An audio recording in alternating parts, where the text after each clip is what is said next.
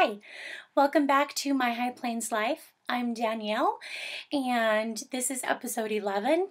It is October 18th, I think, the Sunday. I'm a few days late recording, and that is pretty much just because I had no energy. But I have energy today, and we'll see how today goes. I have a lot of things to show you today. I have some acquisitions, I have some finished objects, and I have a video of me refining some beeswax. So hopefully you'll find things interesting and enjoy yourselves today. Okay, so gotta check my show notes. As far as on the needles go, I do have two FOs, very exciting. First is my Hermione's Everyday Socks. These are for my mother. Don't you love my ghetto sock blockers? Okay. So this is Hermione's Everyday Socks, and this is Joanne Sensations Bamboo and You. I think you and whatever. It's wool, bamboo, and nylon. And it's actually a pretty good sock yarn. And I made these for my mom, so they've got an extra big, or a larger cuff. We both have big calves. Okay. And I had a lot of fun knitting these. It's been a year and a half. Because I pick them up and put them down, pick them up and put them down, and then I ran out of yarn and couldn't find the second skein, but they're done now. Yay! Sock yarn's done. Do have to weave in ends, but that's okay. And my second FO, this is so cute, I love this one. This is the pattern Beans the Cat. I'm calling her Scaredy Cat, though. And I did this as my October interception project for the DCS Pigskin Party. And I hand-dyed this yarn with my niece Enya about 2 years ago. And it's hand-spun. So I hand-dyed the fiber and then hand-spun it. And I do have to still felt on a little nose and eyes for her, but I think she's cute. Look at her little tail. Just wraps around her body and she sits there. So cute. Just in time for Halloween. Little scaredy cat. So those are my finished objects and I was very excited. Finally get something done. Yay. Instead of just the interminable in progress, in progress, in progress. I did 2 rows this month. Oh wait, that's my Eileen tea. Speaking of whips, as I drop stuff on the floor, my Eileen tea. Thought I'd love it. I'm hating it. Hating it. I did like 2 rows on it, and you can't tell, it still rolls up, and yay, it's the bottom of a sweater. That's all I got. I'm not enjoying knitting it because I feel like I'm just continuing a bad fit. So, yay. I am having fun knitting on my socks, my Atlantic Current socks. And I took these to a football game with me and knit some during the football game. And let's see. So that was my progress last time. And I've made about 15 rows. Again, big calves for me, so they're taking a long time. I'm just not a fast knitter. And when I'm at home, just because I'm at home doesn't mean I'm getting knitting done. If I don't have any energy, I'm not knitting. So that kind of sucks. If I took all the time I had, I should be getting things finished left and right, but I'm not. And my last whip that I've actually worked on this last month is my prayer shawl.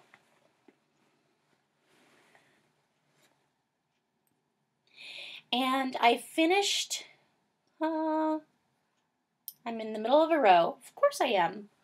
So it's like that long now. I finished one skein, so I had to get a coordinating skein of yarn. I don't know if you can see that. So I figure the edging I can do, I'll just consider it the edging in a coordinating color. And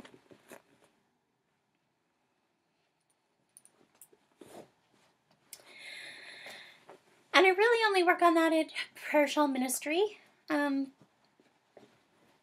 because that way I have an easy garter stitch project to do while I'm there. And it's acrylic and it hurts my hands, so I don't like working on it at night. Oh well. Okay, sorry. Now for what you really want to see. I know, because I've been waiting to show you.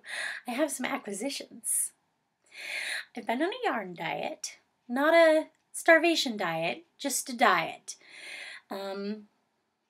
Because since I've been out of work, our budget has been affected and so reconfigured to cut out a lot of extraneous stuff that we don't need. And unfortunately, since I have a stash, yarn is one of those things. But a local yarn store, Table Rock Llamas, in Black Forest, Colorado, went out of business. And it's always really bad. I think it's a sad thing when a family-owned small business goes, locally owned small business goes out of business. They do intend to still have an online presence, and I hope that goes well for them. But in the meantime, they had some fantastic sales. Yay! So, since it was the last chance and some great deals, I took my splurge budget for the month and it all went here. So, ignore the crinkling. That's right, I got a whole bag of goodies. I don't know how to do this. Okay, starting with sock yarns. I got some opal in this gorgeous green meadow colorway. It's got purples and yellows and greens. Some trekking, Zitron trekking undyed, and it's even blown out the undyed. And I'm going to hand dye this, so I'm very excited about doing that. If they would have had more, I would have bought more. I also got some Zauberball,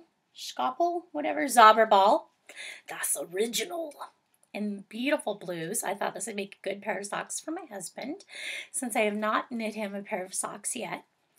And I think he's noteworthy. So he did buy me tulips this week, just because he knows I love tulips. And okay, so that's all the sock yarn.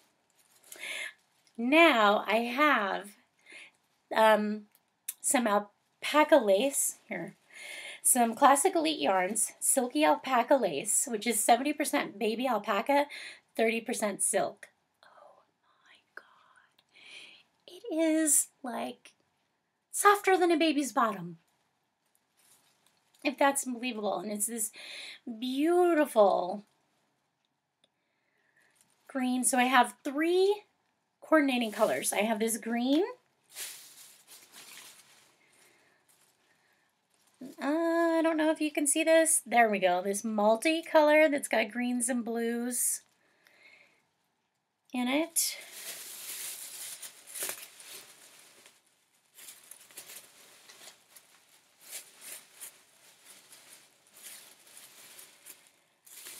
ha ha. I'm like, okay, where's the other coordinating color? Aha. And then this lovely turquoise blue. That's not really there, that color. Kind of. So, guess what I'm making? A 3-color shawl. I know, right? It's not going to be a color affection. One, because this is lace weight. Oh my God, it's so soft. So soft. There is a 3-color shawl patterned by Joji Locatelli. I cannot remember the name of it now. Hold on, let me check. Because I want it so bad. It is in my queue. I've been stocking 3-color shawls. Echoes of Color by Joji Locatelli. And it's done in a light fingering, and I figure I can get away with doing it in lace weight. Because don't those colors go together lovely? Lusciously. And these 2 colors will never be next to each other. You always have this color in between the 2, which is one of the things that I really like about that Echoes of Color shawl. So very excited about that. So that's I'm just going to keep petting it throughout the podcast because it's so soft. Okay, and then I got some Classic Elite Yarns soft linen, which is 35% wool, 35% linen, and 30% baby alpaca. I'm hoping, since it's part wool and alpaca, that it doesn't hurt my hands to work with like the other linen did. Linen or cotton did, but it's got beautiful, it's supposed to have beautiful drape. So this is like a lime green-ish, spring green. Come on. Colors. I got a bunch of that.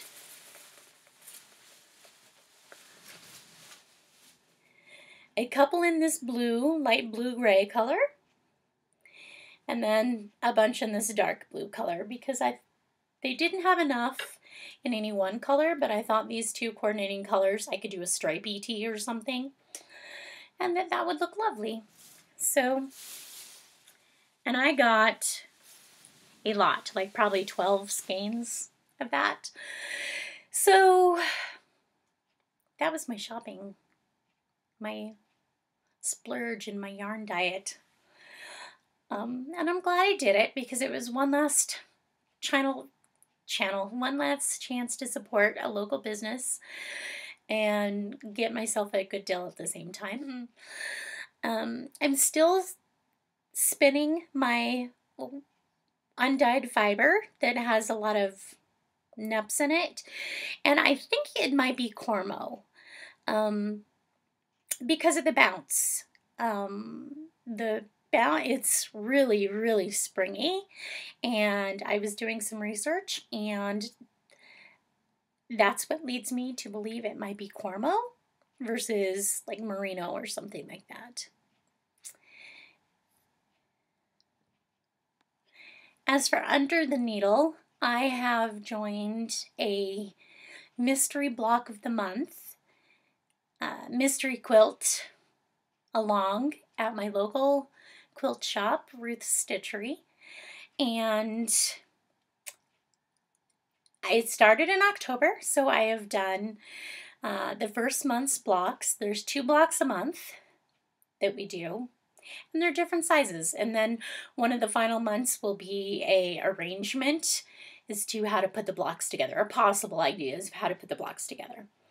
So this is block 1, and I think it's called Cornerstones. Whoops. Left is right and right is left. I keep forgetting. So that was pretty simple. Little pieces. And then just a straightforward star block. Evening Star, Ohio Star, people call them different things. So I've done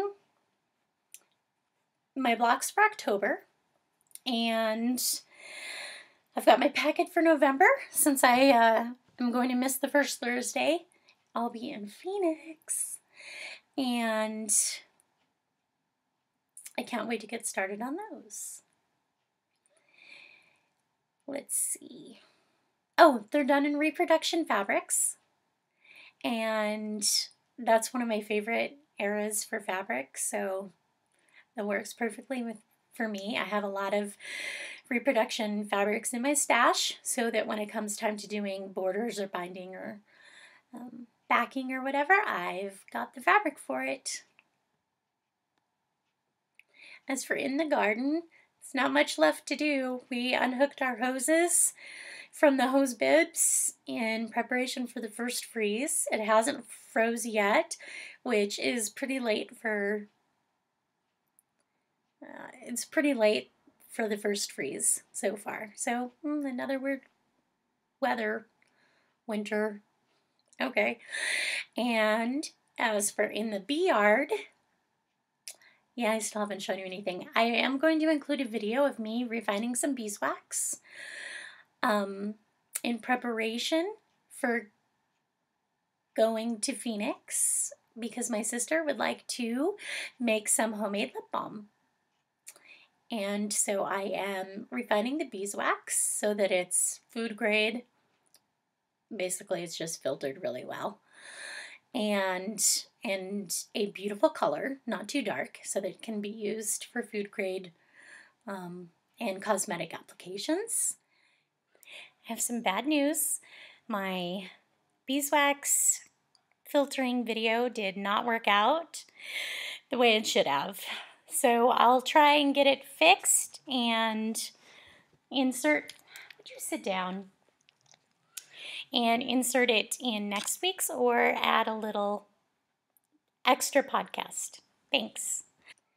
Off topic, like a few weekends ago, my husband and I both participated in the Habitat for Humanity build through our church, and we had a really good time. We enjoyed it. That is something that I think we would like to do more than just once a year. This is the second year we've done it. But it is a commitment. You have to commit to be there. And it's one of those things I don't know if I'm going to wake up that morning with the energy to do it or not. So I hate to over commit myself, which is what I did at the Humane Society shelter. So I don't want to let them down. So we'll play it by ear and take it as it goes. And maybe like next summer we can do several weekends, make it maybe a monthly commitment or something that we do.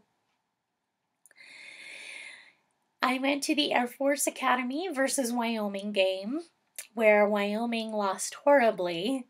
I'm a WYO alum, so I was rooting for them, and it was horrible.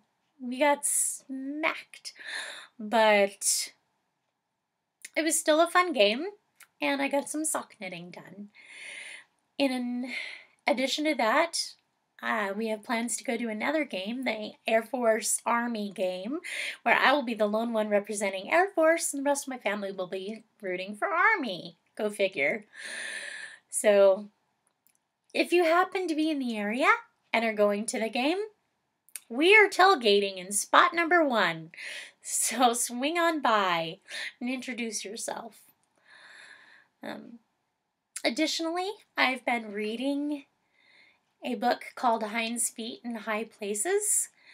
It's by Hannah Hart, I think. I'm sorry. I will include it in the show notes. And it's an allegorical tale about Much Afraid and her search, her adventures up into the high places, following the shepherd. You get the allegory there, right? Yeah. But I find it to be very applicable to my journey through therapy, and it is helping me put some of my emotions and feelings into words, and helping me to express them. And it's also nice to know that, I'm not alone. I'm not the only one. Other people have gone through the same thing, are going through the same thing, and will go through the same thing. And it is a process. And so far, I'm enjoying reading the book. It is Mental Health Awareness Month, so I'd just like to give a little PSA saying that if it's something you're struggling with, you're not alone. There are thousands of people out there suffering through the same thing. And the more we talk about it and the less ashamed of it we are, the more it helps, I believe. So just keep in mind that you never know what somebody might be going through or struggling with behind the scenes. That's it. That's my PSA. Okay. I'd also like to say that I am running for president of my quilt guild. And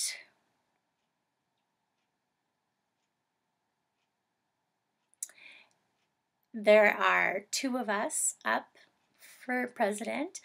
I had offered 2 months ago, when they still were looking for somebody, I had offered to run for president and was told I didn't have enough experience.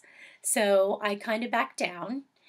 And then I started thinking about it. And when they announced, that they had a slate of volunteers for the positions, I nominated myself again for president because, hell yes, I have the experience. I was an Air Force officer for 8 years. I've got staff experience, training experience, operational experience. I've worked in the professional business world for an additional 9 years after getting out of the Air Force. I'm well versed in committees and meetings and being on a committee and working with other people and managing a team. So I think I can handle being Quilt Guild president. So wish me luck. I hope I get the votes to win. I have some ideas that I'd really like to implement. I'd really like to work with the VP of programming to get more guest speakers in and workshops, because those are some of the favorite things that I enjoy. And that's one of the main reasons why people join a guild, I think, to learn new things, new techniques, and to see other people's work too, that sense of fellowship. So I would like to improve that in our guild, and so I'm running for president. We only meet once a month, so this is something that I feel I can commit to, and something for me to look forward to try and, not worry about having low energy that day or something. It's just a meeting. I can do it. And that's all that's going on in my life at the current moment. Thanks for watching, and I'll see you next time. Bye.